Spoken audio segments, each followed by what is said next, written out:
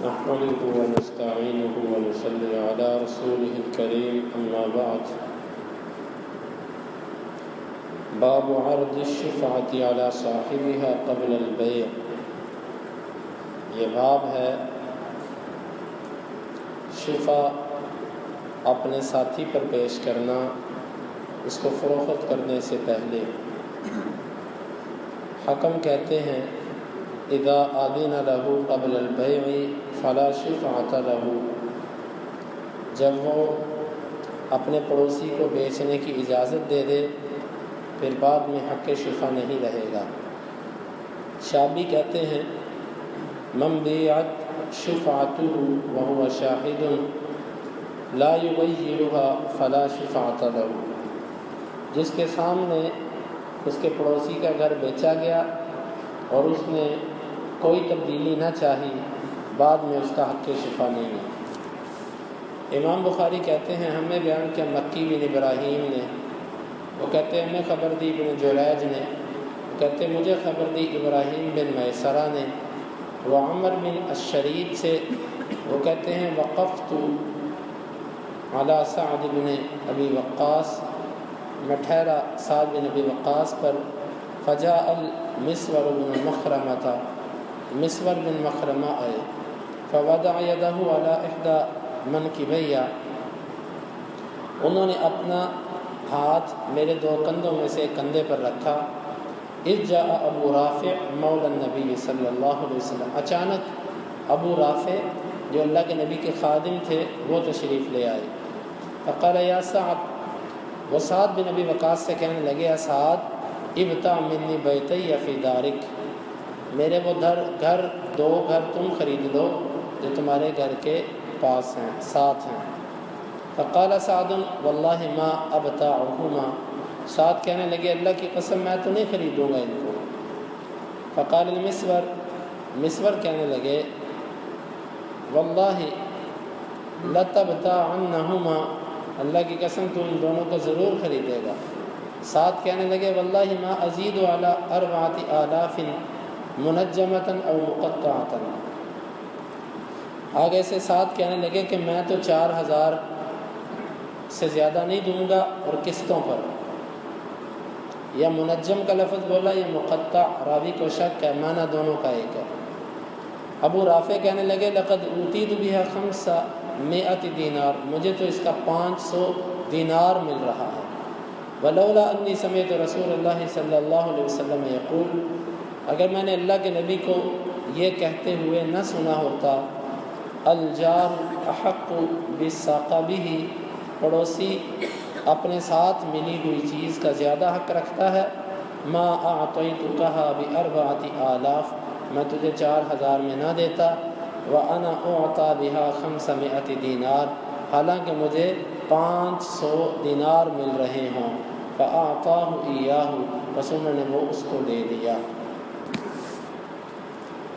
اس باب کا مقصد یہ ہے کہ جب پڑوسی نے اپنے پڑوسی سے ایک دفعہ پوچھ لیا کہ یہ گھر میں بیچنا چاہتا ہوں، آپ خریدنا چاہتے ہیں، وہ آگے سے انکار کر دے، ضرورت کا اظہار نہ کرے، اب شفا ختم ہو گیا. بعد میں وہ کہے کہ جی مجھے بتایا نہیں، میں نے خریدنا تھا، اب شفا ختم، بالکل شفے کا حق اس کو نہیں ہے.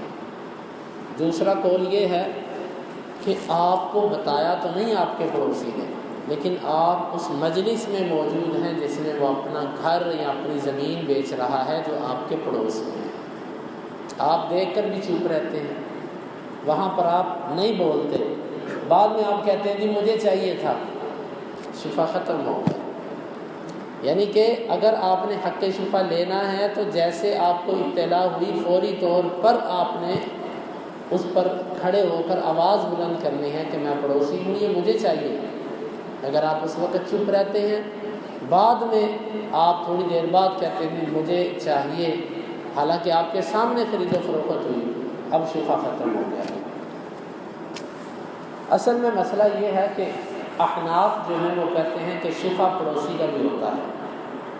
یعنی آپ کا ایک پڑوسی ہے، اس کا گھر علیحدہ ہے، آپ کا علیحدہ ہے، یہ بھی شفا ہے. امام شافعی کہتے ہیں کہ پڑوس کا شفا نہیں ہے، شفا صرف وہاں ہوتا ہے جہاں شراکت ہوتی ہے دو شریکوں میں، شراکت میں شفا ہے، پڑوس میں شفا نہیں ہے۔ جبکہ امام بخاری رحمہ اللہ کا میلان بھی اور ہمارا میلان بھی اسی طرف ہے کہ پڑوس کا شفا بھی ہے، یعنی یہاں پر احناف کا موقف ٹھیک ہے، امام شافعی رحمہ اللہ کا موقف اس دلیل کے اعتبار سے کمزور ہے۔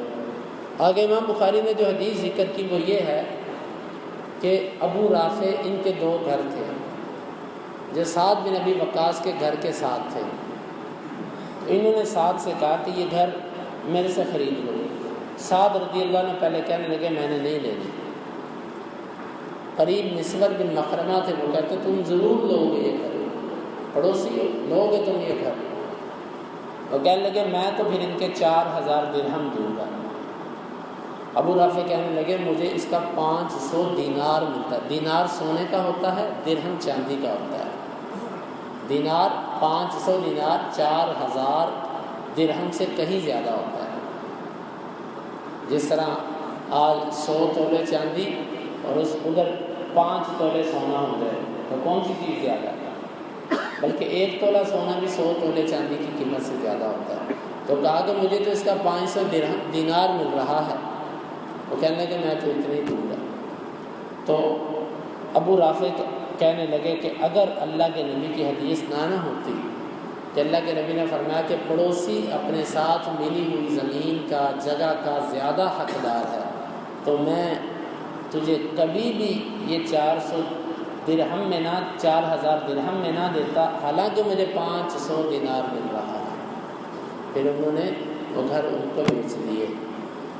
یہاں سے یہ بات معلوم ہوئی کہ پڑوسی کا شفا ہے، پڑوسی کا۔ اور دوسری بات یہ معلوم ہوئی کہ اگر پڑوسی کو چیز بیچتے وقت کچھ کم قیمت پر بیچنی پڑے باقیوں کی بنسبت تو بیچنی چاہیے، کوئی بات نہیں۔ اور تیسری چیز یہ کہ صحابہ کرام کے دلوں میں حدیث کا کتنا احترام تھا، دنیا کا نقصان کروا لیا اور ٹھیک ٹھاک نقصان تھا یہ، لیکن اللہ کے نبی کی حدیث کو نہیں چھوڑا، حدیث پر عمل کیا، دنیا کا بظاہر نقصان کروا لیا۔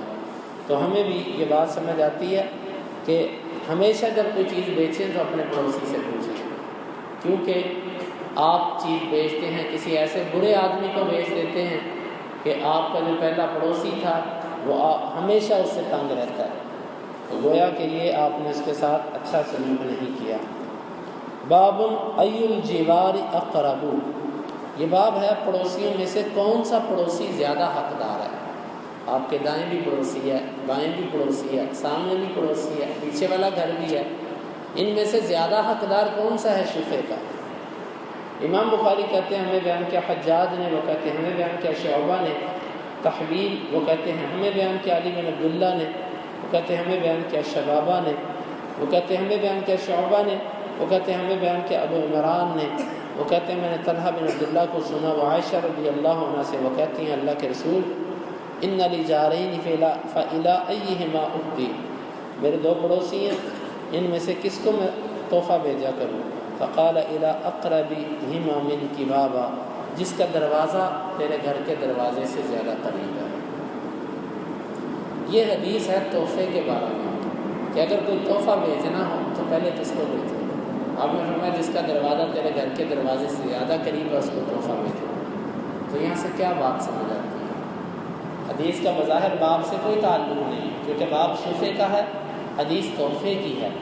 تو امام بخاری یہ ثابت کرنا چاہتے ہیں جس طرح تحفے کے اندر زیادہ حقدار وہ ہوتا ہے جس کا دروازہ قریب ہوتا ہے، تو شفے میں بھی زیادہ قریبی وہ ہوتا ہے جس کا دروازہ قریب ہے، جس کا دروازہ زیادہ قریب ہے وہ زیادہ حقدار ہے شفے کا، اور جس کا دروازہ دور ہے وہ دوسرے نمبر پہ ہو سکتا ہے، تیسرے پہ ہو سکتا ہے، پہلے پہ وہی ہے جس کا دروازہ قریب ہے۔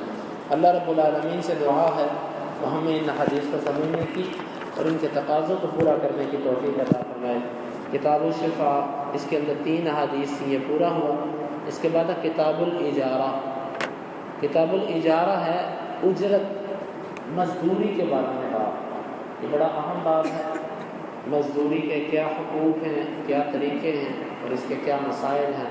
انشاءاللہ یہ کل کے درس میں اللہ تعالیٰ سے دعا ہے وہ ہمیں اس پر عمل کی توفیق عطا فرمائے۔